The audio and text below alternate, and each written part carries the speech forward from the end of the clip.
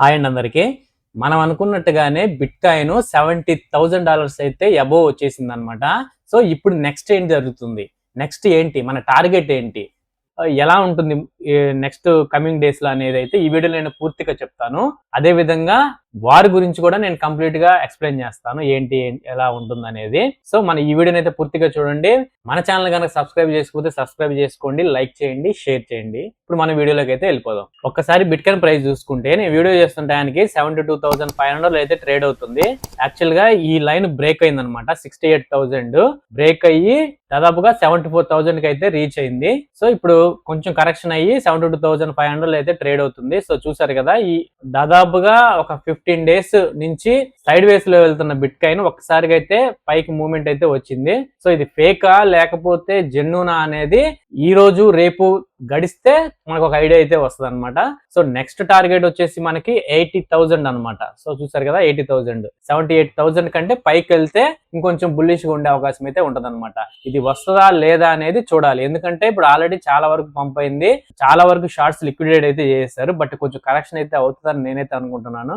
But ఎంత correction అయినా కూడా 70,000 కంటే బిలో రాకుండా 70,000 అబోవ్ కనుక ఉండి అక్కడి నుంచి బ్రేక్అవుట్ అయ్యి నెక్స్ట్ లెగ్ అప్ కనుక బ్రేక్అవుట్ అయ్యి 80,000 78,000 లేదంటే 80,000 కనుక వెళ్ళిందంటే మాత్రం మంచి బుల్లిష్ ఉండే అవకాశం అయితే ఉంటుందన్నమాట. సో ఇక్కడ నుంచి ఇంకా పైకే వెళ్తుంది అనమాట. నేను చాలా సార్లు చెప్పాను కదా మీకు, నేను డిప్ లో కొనాలి అని. దాదాపుగా 58,000 కూడా బిట్ కాయిన్ వచ్చింది. 65 లో కూడా చాలా రోజులు ట్రేడ్ అయింది అనమాట. సో ఇప్పుడు చూసారంటే మీరు 74,000. ఎప్పుడు బిట్ కాయిన్ ప్రైస్ పైకి వెళ్తుంది కిందకు వస్తుంది ఎవరికి తెలియదు. సో అలాంటప్పుడు ఏం చేయాలంటే మనం డిప్ లోనే కొనాలి. మనం చార్ట్స్ చూసుకొని నేను ఇక్కడే కొంటాను, ఇలాగా ఇక్కడికి వస్తే ఈ ప్రైస్ టార్గెట్ లోకి వస్తే కొంటాను అనుకుంటే మాత్రం మనం మిస్ అయిపోతాం అనమాట. సో అందుకే నేను ఎప్పుడైనా చెప్పేది ఏంటంటే డిప్ లో కొనండి, లేదంటే ఇంకా డిప్ వస్తుందంటే డీసీఏ చేయండి. సో ఓవరాల్ గా చూసుకుంటే మీరు డే అండ్ ఖచ్చితంగా మీరు ప్రాఫిట్ లోనే ఉంటారు పైకి వచ్చిందంటే మార్కెట్. సో గోల్డ్ చూసుకుంటే సైడ్ వేసే వెళ్తుంది.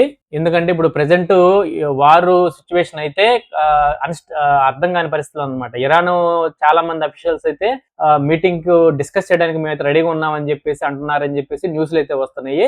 బట్ ఈ వార్ అయితే కంటిన్యూ అవుతుంది. ఇరాన్ కంటిన్యూ చేస్తానే ఉంది, అదే విధంగా యుఎస్ ఇజ్రాయెల్ కూడా కంటిన్యూ చేస్తానే ఉన్నమాట. ఎవరి కెపాసిటీ తగ్గట్టు వాళ్ళైతే వారైతే చేస్తా ఉన్నారు అనమాట. సో చూడాలి కమింగ్ డేస్ లో ఎలా ఉంటుంది ఏంటి అనేది. బట్ ఒక రోజు అయితే ఎండ్ అవుతుంది. ఇరాన్ దగ్గర ఆయుధాలు ఎంతవరకు ఉన్నాయి ఏంటి అనేది చూసి దాన్ని బట్టి అయితే ఇదైతే ఎండ్ అవుతుంది అనమాట. ఇజ్రాయెల్ యుఎస్ దగ్గర అయితే కావాల్సినంత ఆయుధాలు ఉన్నాయి. సో వాళ్ళైతే నెలలు సంవత్సరాలు కూడా కంటిన్యూ చేయగలరు. బట్ ఇరాన్ ఎంతవరకు కంటిన్యూ చేస్తుంది ఏంటి అనేది మాత్రం చూడాలి. మీరు ఒకసారి ఫియర్ అండ్ గియర్ ఇండెక్స్ చూసుకుంటే 29 ఉంది. సో కొంచెం పాజిటివ్ లోకి వస్తున్నాం మనం. ఇది దాదాపు 50% గనక పైకి ఉంటే గనక కాస్త బుల్లిష్ గా ఉండే అవకాశం ఉంది.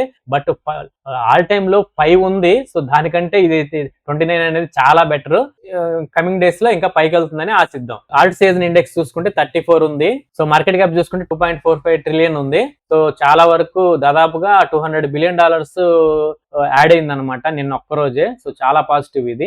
US stock market heat map చూసుకుంటే మాక్సిమం చాలా వరకు గ్రీన్ లోనే ఉన్నాయి. 70% 60% అయితే గ్రీన్ లోనే ఉన్నాయి. సో చాలా మంచి పాజిటివ్ అనమాట నిన్న అందరికి. క్రిప్టో కరెన్సీ హీట్ మ్యాప్ చూసుకుంటే గనక బిట్ కాయిన్ దాదాపు 8% దాదాపు 9% అయితే నిన్న పెరగడం అయితే జరిగింది. సో ఓవరాల్ గా చాలా వరకు గ్రీన్ లోనే ఉన్నాయి. సో ఒక్క బిట్ కాయిన్ గనక గ్రీన్ లోకి వచ్చినాయి అంటే ఆటోమేటిక్ గా అన్ని కాయిన్స్ కూడా గ్రీన్ లోకి వస్తాయి అనమాట. సో క్రిప్టో కరెన్సీలు ఎప్పుడైనా గుర్తుపెట్టుకోండి, బిట్ కాయిన్ ని ఆల్ట్ కాయిన్స్ ఫాలో అవుతాయి. బిట్ కాయిన్ డ్రాప్ అయిందంటే ఆల్స్ అన్ని పడిపోతాయి, బిట్ కాయిన్ పంప్ అయిందంటే ఆల్స్ అన్ని కూడా పంప్ అవుతాయి అనమాట. సో ఇది అక్కడ గుర్తుపెట్టుకోండి. మీరు ఎప్పుడైనా సరే క్రిప్టో కరెన్సీలోకి వచ్చి ఫస్ట్ చూడాల్సింది bitcoin price. Bitcoin price పంపులో ఉందా డంపులో ఉందా చూస్తే ఆటోమేటిక్ మీ ఆల్ట్స్ కూడా ఒక ఐడియా వస్తుంది అనమాట. సో మాక్సిమం చాలా తక్కువ కాయిన్స్ మాత్రమే అవుట్ పెర్ఫార్మ్ చేస్తాయి, అంటే బిట్ కాయిన్ తో సంబంధం లేకుండా అవుట్ పెర్ఫార్మ్ చేస్తాయి. సో ఒకటి అర పెర్ఫార్మ్ చేస్తాయి. సో ఓవరాల్ గా చూసుకుంటే మార్కెట్ మొత్తం కూడా బిట్ కాయిన్ నే ఫాలో అయింది అనమాట. ఒక్కసారి కనుక లిక్విడేషన్స్ చూసుకుంటే చూసారు కదా, టోటల్ గా $600 million worth of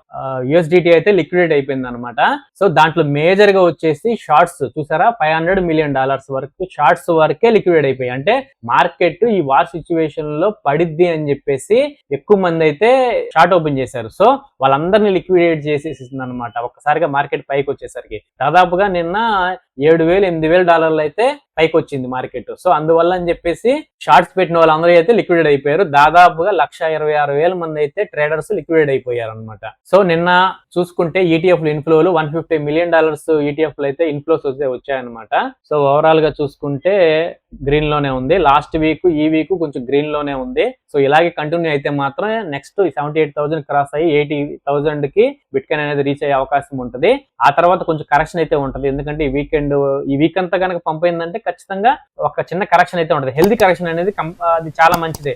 but manipulation correction అయితే మాత్రం అది చాలా డేంజర్. గానీ ఒక గుడ్ కరెక్షన్ ఉంటే మాత్రం అది మార్కెట్ కి మాత్రం చాలా మంచిది. సో ఒక 78,000 అలా రీచ్ అయిందంటే బిట్ కాయిన్, సో మళ్ళీ కొంచెం కరెక్షన్ అయితే జరుగుతుంది. మళ్ళీ 74, 73 కి అలా వచ్చి సో అక్కడ నుంచి మళ్ళీ పైకి వెళ్ళి 80,000 క్రాస్ అయ్యే అవకాశం అయితే ఉంటది అనమాట.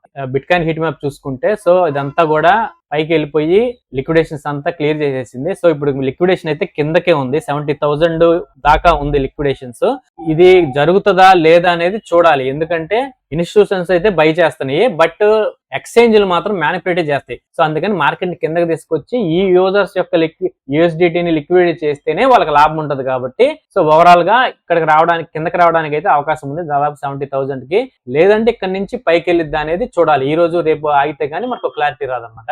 చూద్దాం. Coin base bit coin premium index చూసుకుంటే కనుక పాజిటివ్ లోకి వచ్చింది. చాలా రోజుల తర్వాత చాలా పెద్ద క్యాండిల్ అయితే వచ్చింది. సో పాజిటివ్ గా చాలా మంచి సిగ్నల్ అని అనుకోవచ్చు. ఇన్స్టిట్యూషన్స్ అయితే విపరీతంగా బై చేస్తున్నాయి కాయిన్ బేస్ ద్వారా అయితే. సో చాలా స్టార్ట్ అయింది అనమాట. వాళ్ళు ఎప్పుడైతే బై చేయడం స్టార్ట్ చేస్తారో ఆటోమేటిక్ గా కొన్ని రోజులు అలా బై చేస్తానే ఉంటారు అనమాట. ఎందుకంటే డిప్ లోనే ఉంది. 70,000 బిట్ కాయిన్ అనేది ఒక డిప్ లాంటిదే. సో రానున్న రోజుల్లో మంచి న్యూస్లు ఉన్నాయి. కొత్త ఫెడ్ రాబోతున్నాడు. ప్లస్ క్లారిటీ యాక్ట్ బిల్ అయితే పాస్ అవడానికి చాలా అవకాశాలు ఉన్నాయన్నమాట. సో ఈ రెండు న్యూస్ల వల్ల బిట్ కాయిన్ అయితే ఇక్కడ నుంచి పైకి వెళ్ళి 1,50,000 లేదంటే $200,000 కి అయితే బిట్ కాయిన్ వెళ్ళే అవకాశం అయితే ఉంటుంది అనమాట. సో అందుకని చెప్పేసి ఇది డిప్ గా భావించి అందరూ అయితే కొనడం అయితే స్టార్ట్ చేస్తున్నారని నేను అనుకుంటున్నాను. బట్ చూద్దాం ఏంటనేది. ట్రంప్ గారు అయితే నిన్న ఒక స్టేట్మెంట్ అయితే ఇచ్చారు. క్రిప్టో ఇండస్ట్రీలో యునైటెడ్ స్టేట్స్ పాత్ర అనేది డామినేటెడ్ గా ఉండాలి.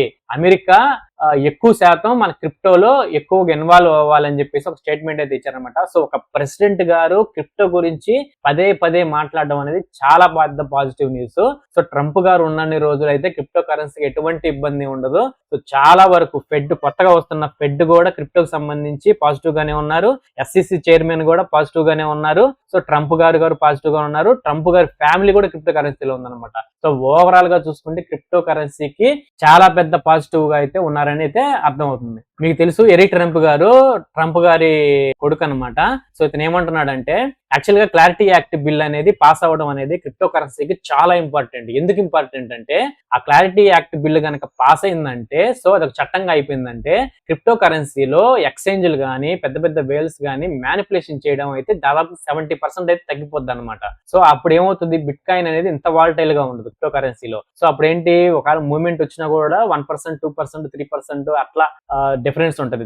ఒకే రోజు 10%, 20% పడే అవకాశాలు చాలా వరకు తగ్గిపోతాయి అనమాట. సో అలాంటప్పుడు ఏంటంటే క్రిప్టో కరెన్సీ అనేది వాలటైల్ తక్కువగా ఉండడం వల్ల చాలా మంది భయపడకుండా కూడా పెట్టుబడులు పెట్టడానికి అయితే ఒక అవకాశం ఉంటుంది అనమాట. సో దానికని చెప్పేసి ఆ క్లారిటీ యాక్ట్ బిల్ అనేది పాస్ అవ్వడానికి బ్యాంకింగ్ కమిటీ ముందుగా అయితే వచ్చిందనమాట. వాళ్ళు పాస్ చేసి పైకి పంపిస్తే సెనెట్ లో అది బిల్ పాస్ అవ్వాలి. ఇప్పుడు ఏమవుతుంది, బ్యాంక్ వాళ్ళు ఏమంటున్నారు, దీనికి ముందు ట్రంప్ గారు USDT stable coin act bill అనేది ఒకటి ఉందన్నమాట. సో జెన్యూ యాక్ట్ బిల్ అని చెప్పేసి స్టేబుల్ కాయిన్స్ ని ఇష్యూ చేయడం అనమాట. ఎవరికైనా సరే పెద్ద ఇన్స్టిట్యూషన్స్ కానీ లేదంటే పెద్ద వాళ్ళకి కానీ స్టేబుల్ కాయిన్స్ ని ఇష్యూ చేయడం అనమాట. ఇప్పుడు యాక్చువల్గా ఏంటి, $US తీసుకొని USDT స్టేబుల్ కాయిన్స్ తీసుకుంటారనమాట. తీసుకొని వాటిని ఏం చేస్తున్నారంటే బైనాన్స్, కాయిన్ బేస్ లేదంటే యావీ లాంటి ప్రోటోకాల్ ఉన్నటువంటి డెఫీ ప్రోటోకాల్ ఉన్నటువంటి అలాంటి ఎక్స్చేంజ్ల్లోకి ఆ USDTని తీసుకెళ్లడం వల్ల సంవత్సరానికి 5%, 6% ఇంట్రెస్ట్ వస్తుంది అనమాట. USDTని జస్ట్ డిపాజిట్ చేస్తేనే ఈ ఎక్స్చేంజ్ల్లో. కానీ ఇప్పుడు ఏమవుతుంది, పెద్ద వాళ్ళందరూ కూడా డబ్బులు తీసుకెళ్లి బ్యాంకుల్లో డిపాజిట్ చేస్తే వాళ్ళకి 0.05% మాత్రమే ఇంట్రెస్ట్ వస్తుంది. సో చూసారంటే ఎంత పెద్ద డిఫరెన్స్ ఉంది. బ్యాంకులు ఏమంటున్నాయి అంటే మీరు USDTలు అనేది కాన్సెప్ట్ తీసుకొచ్చి ప్రజల డబ్బు మొత్తం కూడా USDTలోకి మార్చి వాటిని ఎక్స్చేంజ్లోకి డిపాజిట్ చేయడం వల్ల మా బ్యాంకులకి వచ్చేటువంటి డిపాజిట్ల సంఖ్య మామూలు డిపాజిట్లు తగ్గిపోతున్నాయి.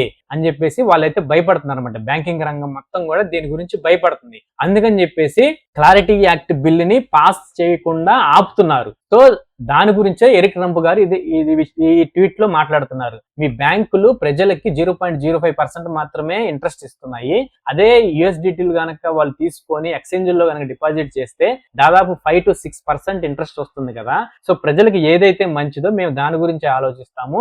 కాబట్టి మీరు ప్రజలను దృష్టిలో ఉంచుకొని ఈ క్లారిటీ యాక్ట్ బిల్లుని మీ దగ్గరకు వచ్చింది కాబట్టి మీరు పాస్ చేసి పైకి పంపించండి అని చెప్పేసి అయితే ఎరిక్ ట్రంప్ గారు ఒక ట్వీట్ అయితే చేశారనమాట. సో అది చాలా వరకు కరెక్ట్, నిజం. అది బ్యాంకులు యూజర్స్ ని దోచుకోవడానికి ట్రై చేస్తా ఉంటాయి. అది అమెరికాలోనా, ఇండియాలోనా, ఏ దేశంలో అయినా సరే. సో అదే దాని గురించి సంబంధించిన ట్వీట్ అనమాట ఇది. సో కెవిన్ వార్ష్ గారిని అఫీషియల్ గా అయితే నామినేట్ చేశారు ఫెడ్ చైర్ గా. నెక్స్ట్ వచ్చి ఫెడ్ చైర్ గా డొనాల్డ్ ట్రంప్ గారు అయితే. సో మొన్నటిదాకా జస్ట్ నామినేట్ చేస్తారని చెప్పి రూమర్స్ ఉండేవి. ఇప్పుడైతే అఫీషియల్ గా అయితే అనౌన్స్మెంట్ చేశారు. ఈయన క్రిప్టో కరెన్సీ గురించి అయితే చాలా పాజిటివ్ గా ఉన్నారు. సో ఇతను గనక ఒక్కసారి గనక ఫెడ్ చైర్ అయితే మాత్రం ఇంట్రెస్ట్ రేట్స్ అనేవి వస్తాయి.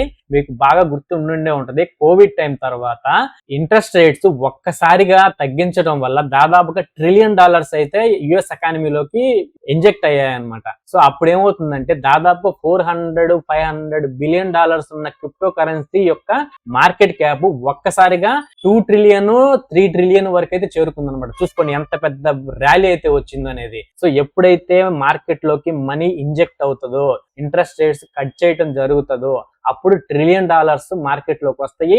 ఆ అమౌంట్ అంతా కూడా తిరిగి షేర్ మార్కెట్ లో గానీ లేదంటే క్రిప్టో కరెన్సీలో గానీ రావటం వల్ల ఈ షేర్ మార్కెట్ లో క్రిప్టో కరెన్సీ మంచిగా పంప్ అవడం, విపరీతమైన పంప్ అవడం అయితే జరుగుతుంది అనమాట. నేను అందుకే ఫస్ట్ నుంచి చెప్తున్నాను, క్లారిటీ యాక్ట్ బిల్ అనేది ఒకటి పాస్ అవ్వాలి. అది పాస్ అయిందంటే మ్యానిపులేషన్ తగ్గింది ఫస్ట్. ప్లస్ అది చట్టం అయినప్పుడు చాలా మంది కూడా బ్యాంకులు బై చేయడం మొదలు పెడతాయి, అదే విధంగా యూజర్స్ బై చేయడం మొదలు పెడతారు. సో బిట్ కాయిన్ కి డిమాండ్ పెరుగుతుంది అనమాట.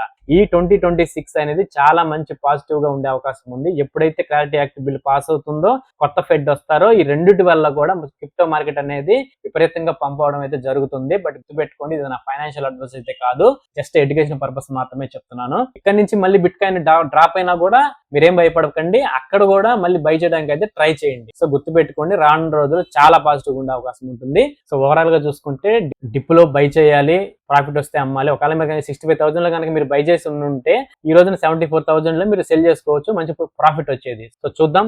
మార్చి 11వ తారీఖున సిపిఐ డేటా కూడా రిలీజ్ అవుతుంది. ఈ నెల 18న ఫెడ్ ఇంట్రెస్ట్ రేట్స్ మీద ఒక డెసిషన్ తీసుకునే అవకాశం ఉంటుంది. సో మాక్సిమం మార్కెట్ ఏం ఎక్స్పెక్ట్ చేస్తుందంటే 90% ఎటువంటి ఇంట్రెస్ట్ రేట్స్ లో చేంజెస్ రావని చెప్పి ఎక్స్పెక్ట్ చేస్తుంది. ఫెడ్ పోవెల్ గారు అయితే ఏ డెసిషన్ తీసుకుంటారు ఏంటి అనేది అయితే చూడాలి. సో పావెల్ గారికి అయితే లాస్ట్ డెసిషన్ అనే చెప్పాలి ఈ మార్చ్ అనేది. నెక్స్ట్ కొత్త ఫెడ్ వస్తారు కాబట్టి సో చూస్తూ ఉండండి మన ఛానల్ అయితే. ఈ ఛానల్ కనుక మీరు సబ్స్క్రైబ్ చేసుకోకపోతే సబ్స్క్రైబ్ చేసుకోండి, లైక్ చేయండి, షేర్ చేయండి.